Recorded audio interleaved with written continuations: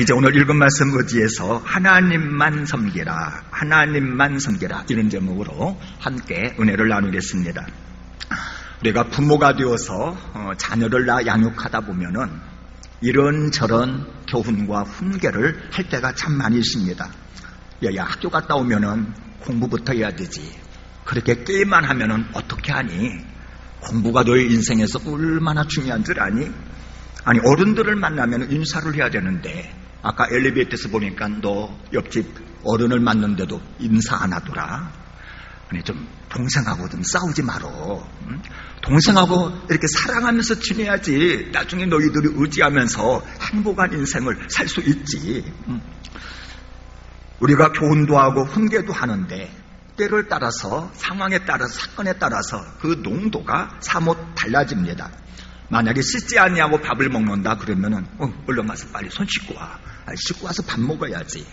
근데 가만히 보니까 아들이 공부를 안 해요. 날마다 게임만 한다. 그러면은 이제 좀 더 목소리가 심각해집니다. 필요하면은 회초리를 들기도 합니다. 그런데 어느 날 보니까 이 아이가 남의 물건을 훔쳤단 말이지요. 그러면 이제는 진짜 심각해집니다. 그래서 회초리가 이제 들려지기도 하고 용돈이 줄어들기도 하고 사뭇 엄한 소리로 꾸짖고 훈계를 합니다. 무슨 말이냐면은 아이의 인생에 있어서 중요한 것이라고 생각할수록 더 자주 말하게 되어지고 심각하게 말하게 되어지고 교훈과 훈계로 다스리게 된다는 겁니다. 그런데 어느 날 아이는 아직도 철이 없는데, 아직도 방황하고 있는데, 아직도 삶이 무너져 내리고 있는데 자기 자신이 죽을 날이 가까웠다 생각되어진다면은 그 자식을 향한 부모의 마음이 어떠하겠습니까? 아마도 안타깝기 그지없을 것입니다. 그래서 모아놓고 마지막 당부를 하기도 하고, 진짜 중요한 것은 유언도 하고 유서로 써서 자식들에게 남길 것입니다. 오늘 본문의 여호수아의 심정이 바로 그랬다는 겁니다. 모세가 죽은 이후에 민족의 지주자가 되어서 백성들을 맡아 지금까지 이끌어왔습니다. 7년 동안의 정복전쟁을 성공적으로 마치고 이제 지파별로 땅을 분할을 해서 저들에게 기업으로 나누어 주었습니다. 그리고 20여 년 동안 진짜 안식하면서 평안한 날들을 누리며 살아왔습니다. 그런데 어느덧 나이가 뒤돌아보니 110살이 되었습니다. 이제는 죽을 날이 가까웠음을 그는 직감할 수가 있었습니다. 그런데 바로 이 사랑하는 조국 이스라엘 백성들의 지금의 사정을 볼 때에 염려스러운 부분이 한두 가지가 아니더라는 겁니다. 이방 민족들과 더불어 살아가면서 왕래가 잦아지기 시작하는데 말과 생각이 저들과 섞이기를 시작하고 통혼하는 일까지 벌어지면서 심지어 이방신들을 섬기는 일들이 이곳저곳에서 일어나고 있다는 것입니다. 그래서 어느 날 안타까운 마음으로 다급해진 여호수아가 이스라엘 백성들을 세겜 땅으로 전부 불러 모읍니다. 자, 우리 24장 1절을 같이 한번 읽습니다. 1절 말씀 시작. 여호수아가 이스라엘 모든 지파를 세겜에 모으고 이스라엘 장로들과 그들의 수령들과 재판장들과 관리들을 부르매 그들이 하나님 앞에 다 선지라. 모든 백성들을 지파별로 다 불러 모아놓고 그리고 장로들과 수령들과 재판장들과 관리들을 불러 하나님 앞에 떡하니 세워놓고 고별 설교를 합니다. 아니, 고별 설교라기보다는 어찌 보면은 유언에 가까운 메시지라고 할 수 있을 것입니다. 여러분, 부모가 자식에게 여러 환경 속에서 다양한 말을 할 수 있지 않습니까? 일상으로 만나서 그저 살아가는 신변 잡기의 이야기도 할 수 있을 것입니다. 아니면 명절이나 생일날 모처럼 만나서 지나간 이야기들을 할 수 있고 가정의 대소사에 대해서 이야기할 수 있을 것입니다. 그러나 죽어가면서 유언으로 남기는 말의 가치와 농도는 다른 어떤 말과 비교할 수가 없는 것입니다. 그 유언의 말은 진짜 중요합니다. 그래서 이 유언은 자신의 일생일대의 경험들을 갖다가 전부 다 농축해서 그야말로 자식 절개라고 신신당부하는 것이 바로 유언의 말씀이라고 하는 것입니다. 그래서 유언은 누구나 다 경청을 해요. 마음에 새깁니다. 웬만하면 다 유언의 말씀은 마음속에 새기고 순종하고자 한다는 겁니다. 자, 그러면 여러분 이 대목에서 한번 생각해 보시기를 바랍니다. 이스라엘 백성들에게 있어서 여호수아라고 하는 사람이 누구입니까? 그야말로 산전수전 다 겪은 사람입니다. 애굽에서 지긋지긋한 종살이도 해보았고요. 출애굽 과정에 일어났던 하나님의 그 놀라운 10가지 재앙의 역사들도 다 경험해 보았습니다. 홍해바다가 갈라지는 그 놀라운 현장도 목격했고요. 광야 생활에서 하나님이 만나와 메추라기로 먹이시면서 구름기둥과 불기둥으로 아름답게 인도했던 그런 것들도 다 경험을 했습니다. 민족이 지도자가 되어서 가나안 땅을 성공적으로 이끌었던 그야말로 여호수아, 그러면은 불세출의 영웅이었다는 겁니다. 이 불세출의 영웅 여호수아가 참으로 마음에 두고 사랑하고 애틋하게 이끌어왔던 그야말로 사랑하는 자식과 같은 그 이스라엘 백성들에게 마지막으로 유언처럼 핵심적으로 강조하는 그 내용이 무엇이었느냐 이 말이죠. 우리 14절을 같이 한번 읽읍시다. 14절 말씀 오늘의 핵심 구절입니다. 우리 같이 읽읍시다. 시작. 그러므로 이제는 여호와를 경외하라. 온전함과 진실함으로 그를 섬기라. 너희의 조상들이 강 저쪽과 애굽에서 섬기던 신들을 치워버리고 여호와만 섬기라. 여호수아가 사랑하는 조국, 자기의 자식과 같은 백성들에게 자기의 인생의 경험을 다 농축해서 진짜 하고 싶었던 말의 핵심이 무엇이었느냐? 그것은 바로 하나님을 섬기고 하나님만 섬기라. 바로 이 메시지였습니다. 여러분, 그러면 왜 하나님만 섬겨야 됩니까? 예, 하나님을 섬길 때에 진정한 안식이 있고 평안이 있고 하나님을 섬길 때에 하나님이 주신 그 땅에서 대대손손 복을 누릴 수 있음을 여호수아는 확신했기 때문에 그렇습니다. 자, 그래서 이 시간 본문을 통해 우리가 살펴보려고 하는 말씀의 요지는 뭐냐? 바로 우리가 하나님을 더 잘 섬기기 위해서 해야 될 일이 무엇이냐 하는 것입니다. 자, 오늘 말씀의 은혜를 받으시고 여러분들도 남은 인생 살아가는 동안에 좀 더 지금보다도 우리 하나님을 더 잘 섬겨나갈 수 있는, 그래서 하나님이 예비하신 만 가지 은혜를 누릴 수 있는 저와 여러분들이 다 되시기를 주 이름으로 축복합니다. 자, 우리가 하나님을 더 잘 섬기려면은 첫 번째로 하나님의 주권을 인정해야만 합니다. 하나님의 주권을 인정해야 돼요. 여러분, 지금 문재인 정부에서 하고 있는 독특한 제도 중 하나가 있습니다. 그게 뭐냐면은 청와대 국민청원이라고 하는 제도예요. 청와대 홈페이지에 들어가 보면은 국민청원 게시판이 있어요. 근데 여기에 요구사항을 올리는 겁니다. 그리고 올린 지 30일 이내에 20만 이상이 같은 요구를 하면은 정부가 답변을 한다는 겁니다. 그래서 해결해 줄 것은 해결해 주고 어쨌든 정부가 여기에 대해서 브리핑을 하는 것이죠. 그러다 보니까 국민의 다양한 요구가 법물처럼 접수되는 것이 바로 국민청원 게시판입니다. 뭐 누구누구를 파면시켜주세요. 누구누구의 형량은 좀 올려주세요. 보니까 국회의원의 월급이 너무나 높다고 최저임금 수준으로 줘야 된다라고 뭐 이런 청원도 올라와 있더라고요. 그러면 왜 사람들이 국민청원 게시판에 하소연을 하느냐? 예, 적어도 우리나라에서는 대통령이 권력의 실세라고 하는 것입니다. 내가 할 수 없는 것, 예, 대통령은 하는 겁니다. 면석이나 도지사가 할 수 없는 것, 대통령은 능히 할 수 있는 거예요. 군대도 움직일 수 있고요, 공무원들도 움직일 수 있고 세금을 집행할 수 있는 권한이 바로 이 대통령이 있습니다. 여러분, 그래서 지혜로운 사람이라고 하면은 어디를 가서 무엇을 하든지 실세를 파악할 줄 압니다. 그 실세와 연분을 쌓고 그리고 무슨 일이 있으면은 그 실세에게 요청합니다. 여러분, 병원에 가서 하다못해 병원 간호사라도 한 분 알면은 훨씬 더 진료를 잘 받을 수 있다는 것 아닙니까? 자, 그러면 여러분 이 대목에서 진짜 한번 진지하게 생각해 보시기를 바랍니다. 우리가 나그네 인생을 살아가는 동안에 우리 인생에게 영향을 미칠 수 있는 가장 큰 실세, 가장 피할 수 없는 그 실세가 누구냐 이 말이에요. 여러분, 내 인생의 생사화복에 영향을 미치는 가장 큰 실세가 여러분 누구입니까? 바로 그분은 하나님이시라고 하는 겁니다. 여러분, 하나님이 내 인생의 실세라고 하는 이 사실 여러분들 인정하십니까? 이게 너무너무 중요한 일이죠.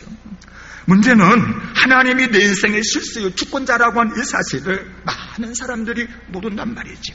아니, 알았다 할지라도 살아가는 여정 속에 나도 모르는 사이에 망각하는 경우가 너무 많다는 겁니다. 여러분, 이스라엘 백성들 보세요. 지나간 과거를 쭉 돌아보면은 하나님의 은혜를 받되 바로 이 백성들만큼 은혜를 받은 민족이 없는 겁니다. 종살이 고역 속에 너무너무 힘들어하던 애굽에 있을 때에 하나님이 10가지 재앙으로 이 백성들을 구원해 내셨습니다. 광야를 통과할 때에 구름기둥과 불기둥으로 인도하셨지요. 만나와 메추라기로 먹이셨지요. 반석에서 샘물 주어서 이들을 먹였습니다.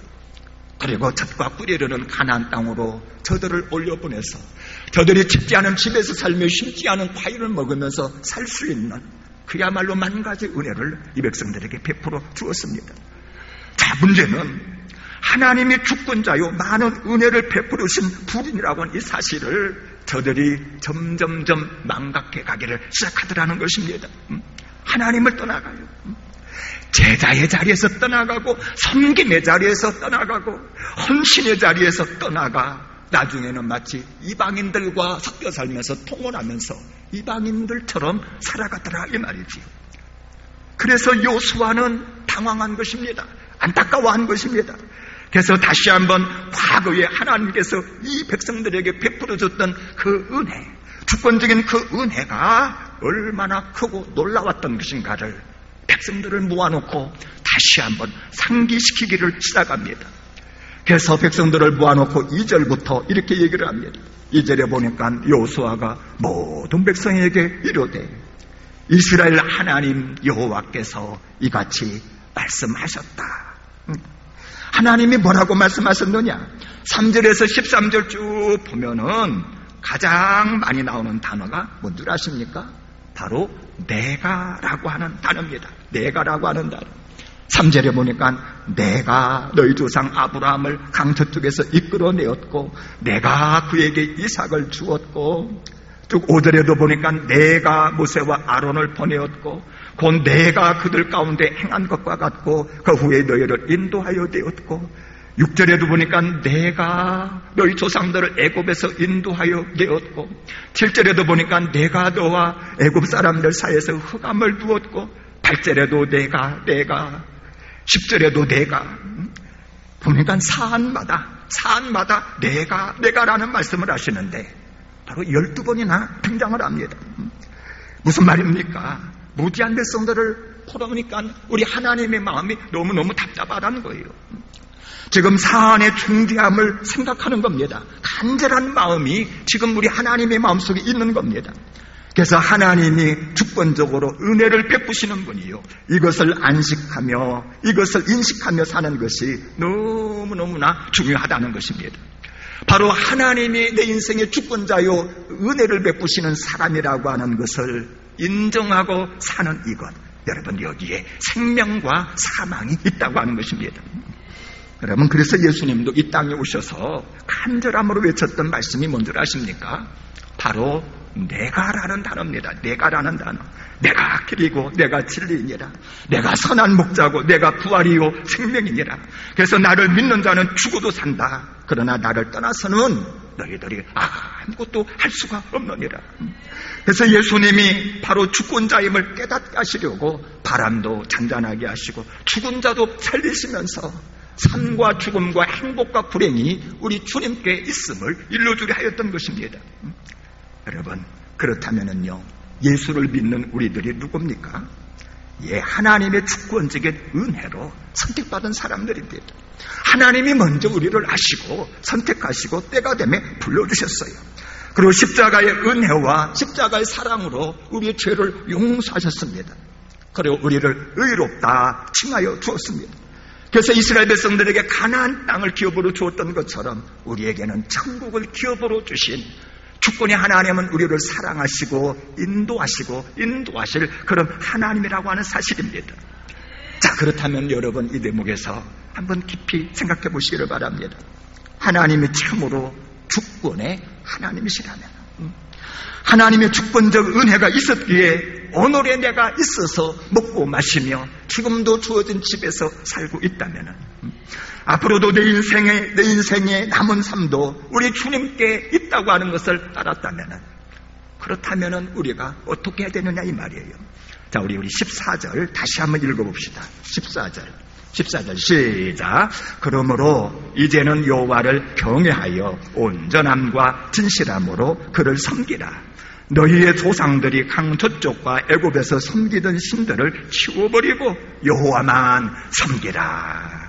여러분, 하나님을 섬기고 하나님만 섬겨야 된다는 겁니다. 여러분, 원하기는 인생의 주관자가 오직 우리 하나님이심을 깊이 인식하시고 세상 그 무엇이 유혹한다 할지라도 우리 하나님만 섬겨나가시기를 주 이름으로 축복합니다.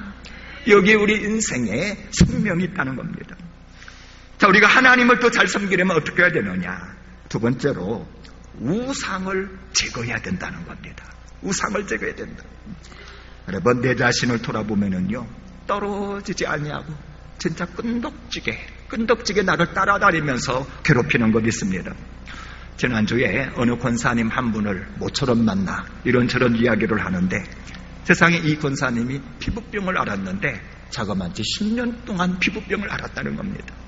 의사도 많이 만나보았고 백방의 약을 다 처방해 두었는데도 가려움증이 그냥 가지지 않아서 10년 동안 막 긁었는데 잠자가다 자기도 모르게 긁고 해가지고 옷에 피가 흔건히 묻기도 하고 남들한테 창피해서 말도 못하고, 와, 피부병이 10년 동안이나 따라다녔는데 이제야 그 병에서 자유하게 되었다 그러더라고요. 근데 여러분, 우리가 살아있는 한 떨어지지 아니하고 끊임없이 우리 삶 속에 파고들어서 우리를 괴롭히는 것 있는데, 여러분, 그것이 뭔 줄 아십니까? 그게 바로 우상숭배라고 하는 거예요. 우상숭배. 여러분, 애굽은 그야말로 우상숭배의 나라였습니다. 나일강도 우상, 나일강 속에 살고 있는 개구리도 우상이고, 나일강 들녘을 뛰어다니는 짐승들도 다 우상이고, 하늘의 태양도 저들의 우상이었습니다. 근데 하나님께서 우상 속에 살던 바로 이 이스라엘 백성들을 구원하셨습니다. 근데 구원하실 때 그냥 구원하셨느냐? 아닙니다. 우상들을 갖다가 다 벌하시면서 하나님 이 백성들을 구원했어요. 나일강 피로 바꿨어요. 나일강 속에 있던 개구리 다 육지로 끄집어내가지고 저들을 다 죽였습니다. 저 태양을 가리우기도 하고 태양신의 후예라고 하는 바로의 큰 아들마저도 하나님께서 심판하여 죽게 하셨습니다. 다시 말해서 10가지 재앙은 애굽 사람들이 섬기던 우상 하나를 하나님께서 심판한 사건입니다. 그러면서 하나님만이 상천하지의 하나님이요, 이 땅을 주관하시는 전능하신 하나님이라고 하는 것을 만천하 백성들에게 다 보여주었습니다. 그래서 이스라엘 백성들은 그 애굽에서 출애굽하는 과정에서 하나님만이 유일신이고 하나님만이 절대 하나님이라고 하는 것을 똑똑히 보고 다 경험을 했습니다. 뿐만 아니라 광야 40년 동안 구름 기둥과 불 기둥으로 인도하시는 그 하나님을 보았고요, 가나안 땅을 정복할 때 하나님 이 땅의 주관자이심을 저들은 똑똑히 보았습니다. 여리고성이 무너지지를 않나, 하늘에서 우박이 떨어지지를 않나, 기드온이 기도하니까 하늘의 태양이 멈추지를 아니하나. 여러분, 이 정도로 보아주었으면은 이스라엘 백성들은 우상숭배 하지 말래도 하래도 하지 않아야지. 이스라엘 백성들은 하나님을 너무나 많이 경험했고 하나님을 알기 때문에 하나님만 섬겨야 마땅하고, 아마 여러분들도 그럴 거예요. 그 정도로 하나님이 역사를 보여줬으면 나는 진짜 하나님만 섬겼을 것이다, 이런 생각 하실 것입니다. 그런데 여러분, 14절을 다시 한번 자세히 보면은요, 뭐라고 말하는 줄 압니까? 여기 14절에 보니까 너희 조상들이 강 저쪽과 애굽에서 섬기던 신들을 치워버리고 여호와만 섬기라. 그러니까 조상들이 강 저쪽에 섬기던 우상을 지금도 섬기고 있다는 거예요. 지금도. 애굽에서 섬기고 있던 그 신들을 여전히 섬기고 있더라 이 말이지요. 여러분, 우상 숭배라고 하는 이거 그만큼 끈질기고 그만큼 지고하며 떼기 힘든 것이 여러분 우상 숭배라고 하는 거, 여러분 기억하시기를 바랍니다. 여러분, 우상 숭배, 예수 믿기 전에만 우상 숭배하나요? 그렇지 않습니다. 예수 믿은 이후에도 여전히 우상 숭배합니다. 내 삶이 어려울 때만 우상 숭배합니까? 아닙니다. 내 삶이 평온하고 내가 잘 살 때도 우리는 여전히 우상 숭배합니다. 내 지식이 부족하고 미개할 때만 우상 숭배하느냐? 천만의 말씀, 지식이 다니고요. 문명사회를 살아가면서도 우상숭배합니다. 여러분, 내 호흡이 있는 한 우상숭배할 가능성이 있는 것을 여러분들은 깨닫기를 바랍니다. 그래서 20절은 우리에게 이렇게 경고를 합니다. 우리 20절 같이 한번 읽습니다. 시작. 만일 너희가 여호와를 버리고 이방신들을 섬기면 너희에게 복을 내리신 후에라도 돌이켜 너희에게 재앙을 내리시고 너희를 멸하시리라. 이스라엘 백성들이 결국 왜 망하는 줄 아십니까? 그 좋은 가나안 땅에서 멸망했던 이유는 이들이 우상 숭배하다가 바벨론으로 끌려가고 아수르로 끌려갔다는 것입니다. 자, 그러면 여러분, 오늘날 우리가 경계해야 될 바로 그 우상이 무엇이냐, 그 우상의 실체를 한번 살펴보기를 원합니다. 여러분, 크게 두 가지로 말씀드릴 수 있습니다. 그중 하나는 뭐냐면은 내 힘으로 성공했다라고 생각하는 것입니다. 내 힘으로 성공했다라고 생각할 때에 내 자신이 바로 우상이 된다고 하는 거, 여러분 기억하시기를 바랍니다. 여러분 보통 힘들 때에 얼마나 기도를 합니까? 하나님 도와주세요. 지혜와 능력을 주세요. 좋은 사람 만나게 해주세요. 간구하면서 열심히 생활 속에서 일을 해나갑니다.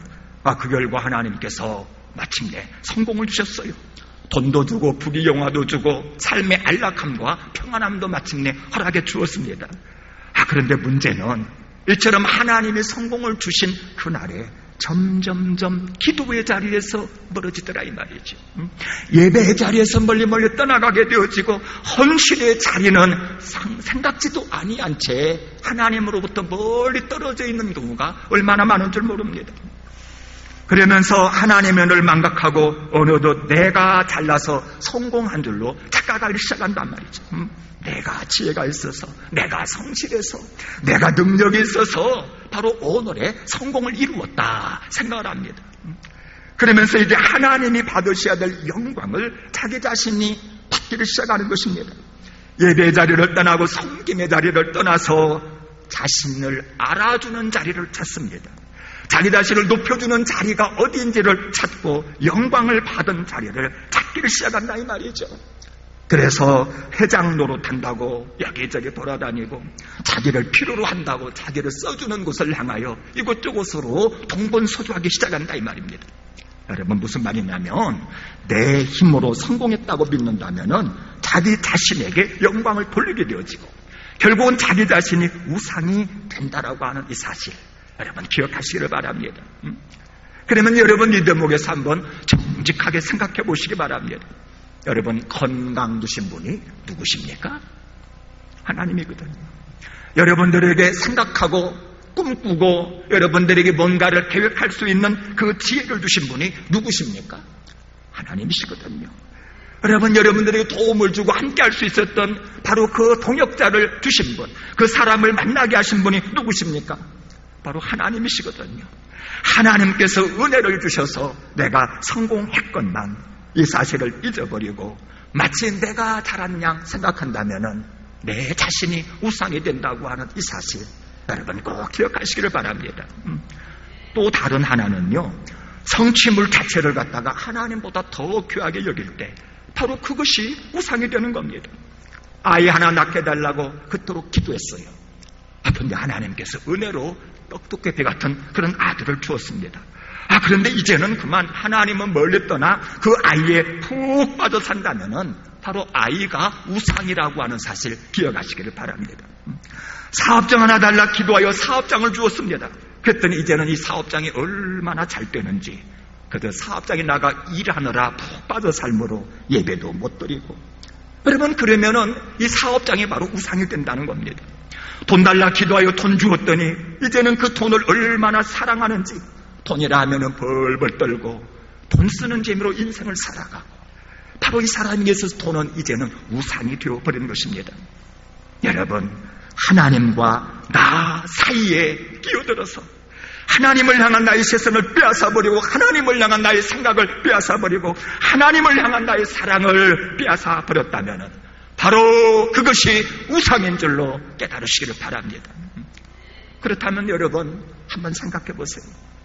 홍예수 믿기 전에 섬겼던 그 우상에게로 여러분 다시 돌아가고 있지는 않습니까? 돈 우상, 명예우상, 인간우상, 쾌락우상. 여러분, 이 모든 것들에게 나를 드리고 있는 한 나는 역시 우상 숭배자인 것을 여러분 기억하시기를 바랍니다. 여러분, 그 우상들은요, 내 속에 평안을 줄 수 없습니다. 참으로 그 우상들이 나에게 진정한 가치와 삶의 의미를 줄 수 없는 것입니다. 그 모든 것들은 진정 나를 구원할 수가 없는 것입니다. 그래서 여러분 23절을 하나님의 말씀으로 들으시기를 바랍니다. 우리 23절을 같이 한번 읽습니다. 시작. 여호수아가 이르되 그러면 이제 너희 중에 있는 이방신들을 치워버리고 너희 마음을 이스라엘 하나님 여호와께로 향하라.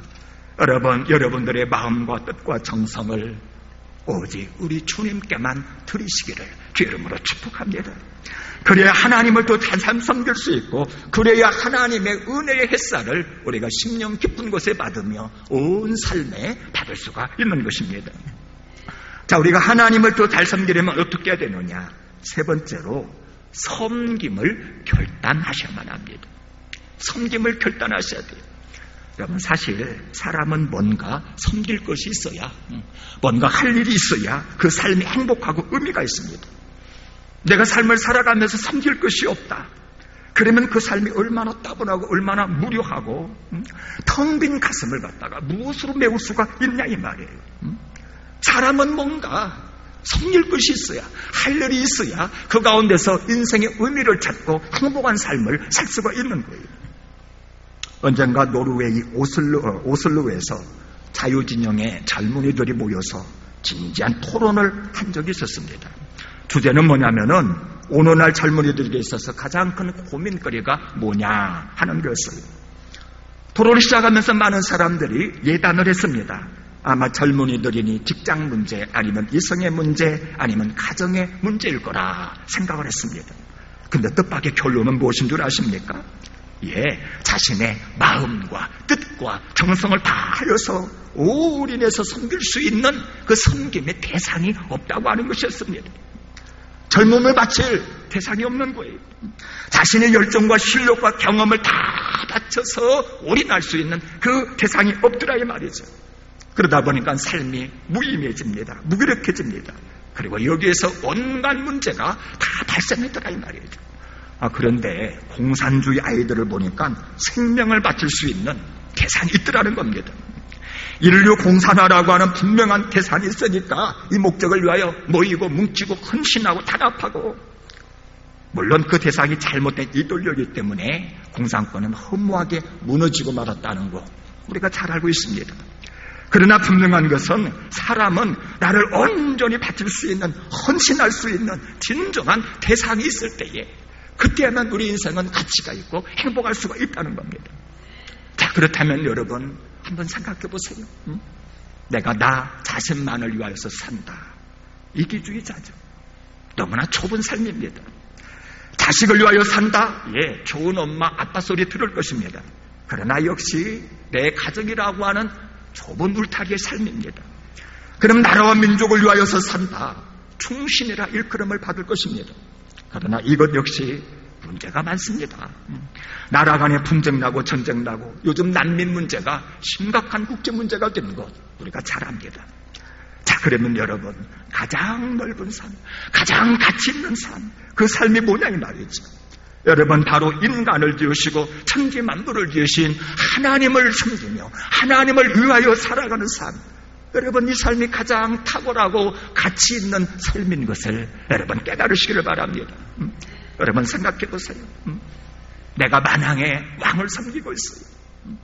천지의 주제이신 하나님을 섬긴다 이 말이죠. 나를 구원하시고 인도하시고 천국을 길부로 주실 그 하나님을 섬긴다면은, 그렇다면 세상의 그 어떤 삶하고도 비교할 수 없는 탁월함과 가치와 의미가 있다란 얘기입니다. 여러분 하나님이 길이요 진리요 생명이십니다. 하나님께로부터만 온갖 신령한 은혜가 쏟아져 내려오는 것입니다. 그 하나님을 섬기는 것이야말로 특권이요 자부심이요 긍지요 환희라는 것을 여러분 깨달으시기를 바랍니다. 보니까 어떤 사람은요 골프하는 데 미쳐 삽니다. 어떤 사람은요 그 추운 날 바닷가에 앉아가지고 낚시한다고 낚시에 미쳐 사는 사람도 있습니다. 어떤 사람은요, 이성에 미쳐 사는 사람도 있습니다. 요즘에 TV를 보니까 등산에 미쳐 살다가 그만 죽는 사람도 있습니다. 여러분, 그러나 진리요 생명 되신 하나님께 미쳐 사는 것, 여러분, 이것이 큰 영광이요 특권이요 환희인 줄로 믿으시기를 바랍니다. 사실 사람은 그가 섬긴 그 대상만큼 밖에는 삶의 질이 높여지지가 않습니다. 나무나 돌을 섬겨보면요, 그 나무나 돌 섬기는 그것 이상으로 그 사람의 인격이나 삶이 높아지지 않는다는 거예요. 여러분, 돈을 섬기면요, 그만큼만 높아집니다. 삶의 돈격이 나타나는 거예요. 돈 때문에 싸우고 다투고 돈 때문에 분쟁하고 돈 하다가 그렇게 인생 마무리하는 것입니다. 그래서 여러분, 여호수아는 삶의 마지막 순간에 사랑하는 자신의 백성들에게 결단을 촉구하고 있는 겁니다. 우리 15절을 같이 한번 읽어볼까요? 15절 말씀 시작. 만일 여호와를 섬기는 것이 너에게 좋지 않게 보이거든 너희 조상들이 강 저쪽에서 섬기던 신들이든지 또는 너희가 거주하는 땅에 있는 아무리 족속의 신들이든지 너희가 섬길 자를 오늘 택하라. 오직 나와 내 집은 여호와를 섬기겠노라. 너희가 섬길 자를 오늘 택하라. 오직 나는 내 집은 여호와를 섬기겠노라. 하나님을 섬기며 사는 삶이 가장 가치가 있고 의미 있고 행복한 삶이라는 겁니다. 그래서 오직 여호와만 섬기기로 나는 결단했다. 여러분, 이것이 110년간 인생을 살아온 여호수아의 아름다운 결론인 줄로 깨달으시기를 바랍니다. 이제 원하기는 저와 여러분들 역시 여호와만을 섬기기로 결단하시고 하나님을 잘 섬기심으로 값지고 아름다우며 능력 있는 삶을 살아가시기를 주의 이름으로 축복합니다.